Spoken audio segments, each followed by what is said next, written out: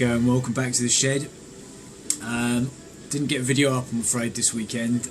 We did a bit more on the XJ on Sunday, which I'll put up in another video. I was hoping to get some bits done on the hardtail, but I kind of just ran out of time at the weekend.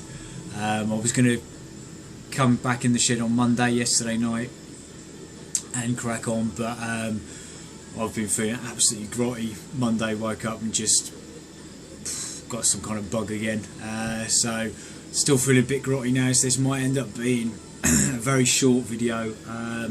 Probably won't get it all finished, but I thought even if it's a 10-15 minute video of what I've got planned next, it might work, we'll see. In the current state I'll probably cock everything up, but it will be fun. Anyway, so what I'm going to look at today, I know we started on the exhausts again in the last video. I'm still kind of trying to think things through a little bit on that, so I just wanted something a little bit straightforward, not too much decision making to be done on this bit. So that's brought us round to the headlight. So this is, as I said before, a Easy Riders Japan little headlight, 4.5 inch or so. I think that's a little, I don't actually know how big it is.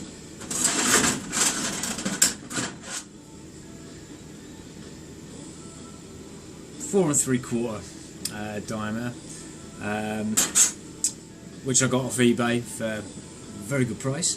It's beautifully made, all aluminium, but I need to make a mount to attach this to the bottom mount bracket that I've got on the bike at the moment.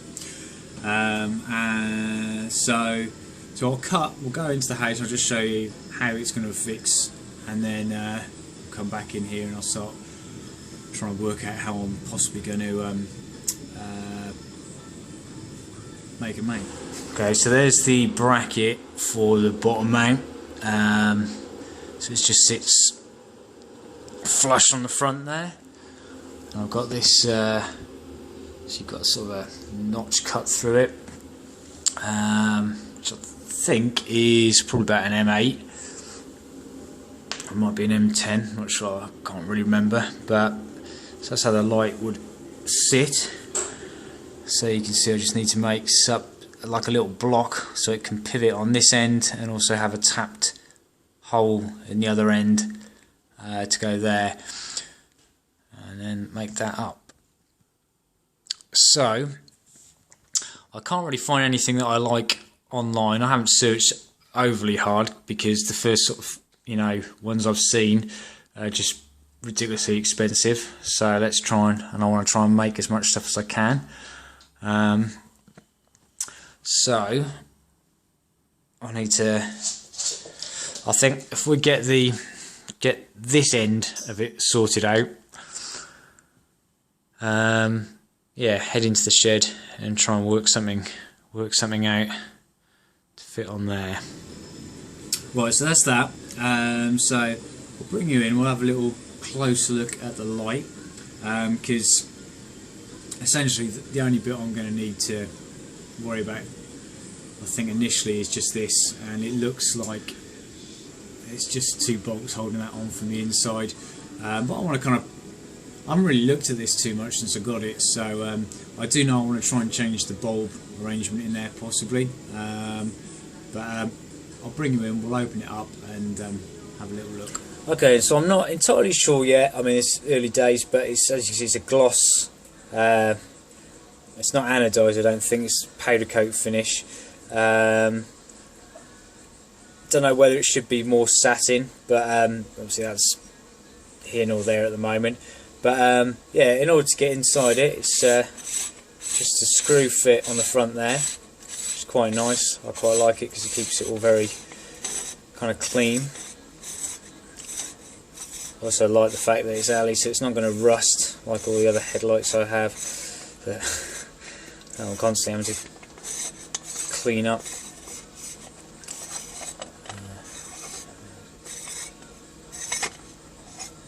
Okay, there we go. So there we go, that's the inside then. A little rubber gasket. So we've got two bolts there, which I may just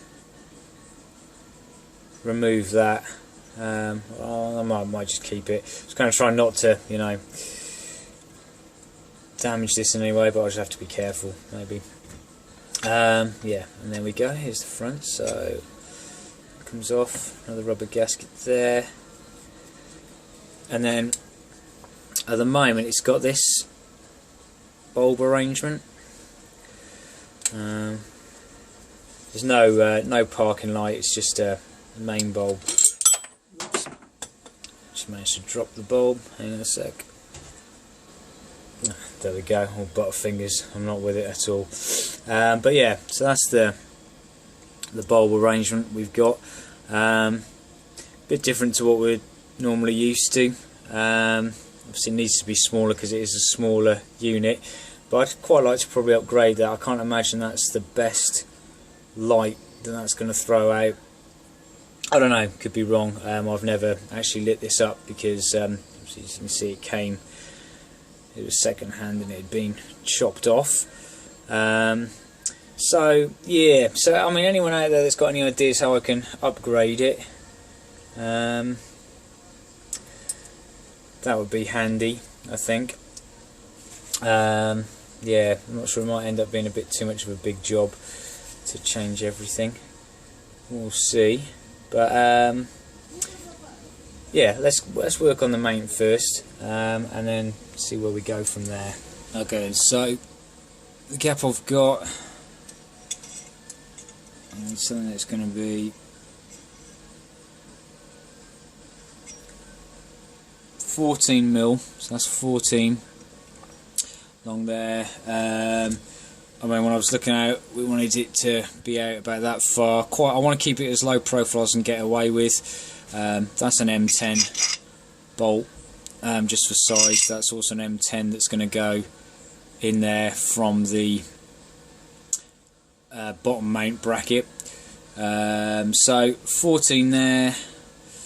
And if you imagine that gap there, that'll probably be enough. It'd be quite nice to maybe flare it out a little bit. I might be getting a little bit ahead of myself. I'll draw some ideas up, but bearing in mind I've got a drill, sander, a grinder, it's not like I'm going to be CNCing anything here, is it? So let's just draw a picture of what I think. A quick crappy sketch there of what I want to do. So that's kind of going to be the main, I think. So that will sit like that, and then you've got the threaded point that will go in there. That's it, looking at it from the top. Hopefully my drilling and tapping won't be that ski whiff for the mount.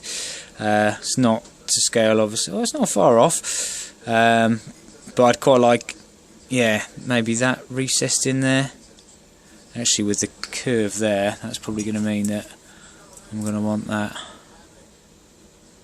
more like that, just to be able to get a bit of rotation. So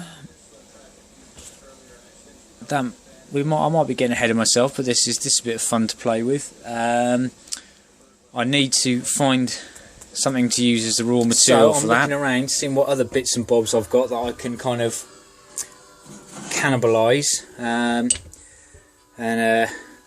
funny enough, a spare gear lever that'll fit in there just right. Hang on, let's see if I can do this. Stay. No, you're gonna stay.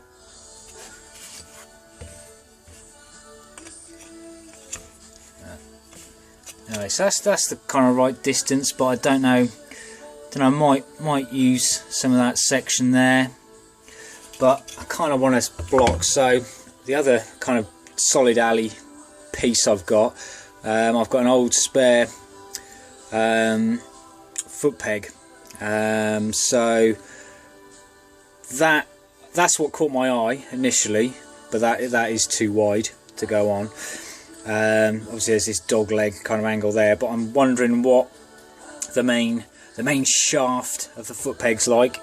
So I'm going to cut the rubber off this. It's sacrificial, I'm not going to use it. I've got a couple of spares of these, and see if there's anything I can use to chop up in there. First thing I'm going to do, I'm just, it's where they vulcanised the rubber on here, so I'm not sure how much meat foot peg there is underneath there. It might turn out just to be a little thin slither, who knows, but I'm just going to chopping away a little bit of this because it's just going to ruin it to get this off, but just to try and have a look how much meat is underneath there and whether it's worth persevering. Well, I started off scraping it all off like a kebab leg.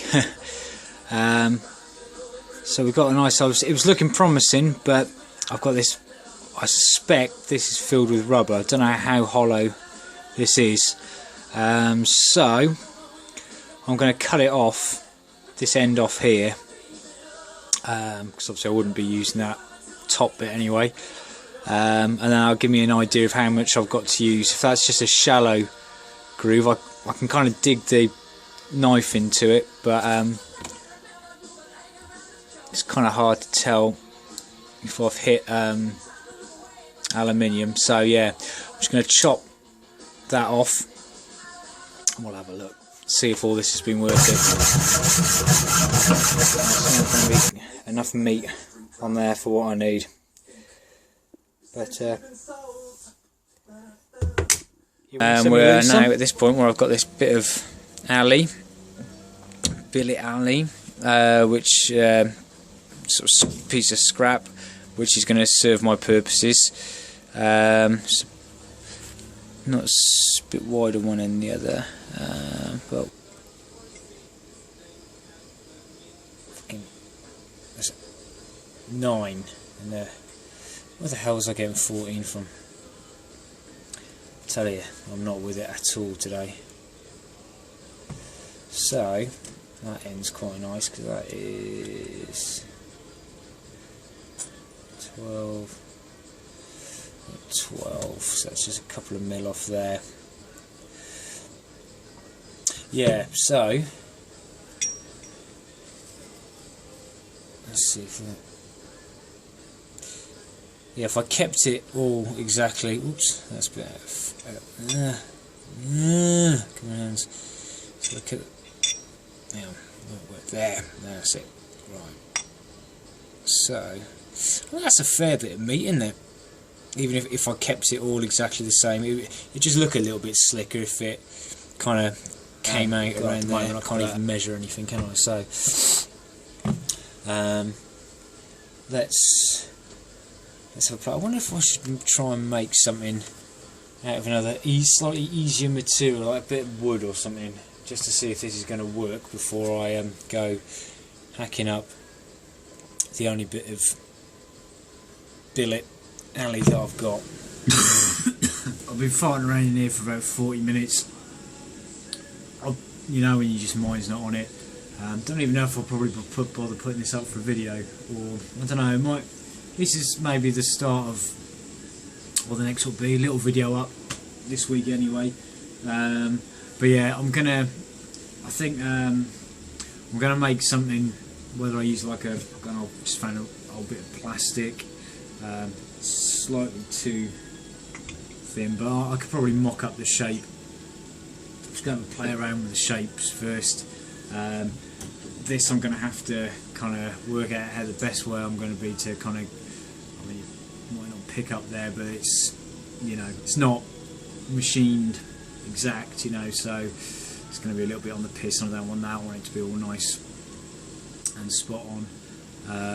If I use this, it's a nice, it'll do the job. I'm just going to take a bit more work to cut it all out, but yeah, I think if the truth be known, the old head's not in the right space at the moment, but thought I'd give a little update video of where we're planning to go with it all, and join me next time when hopefully I shall be lemsipped up, a bit more ibuprofen, a bit more decongested, and back on the ball.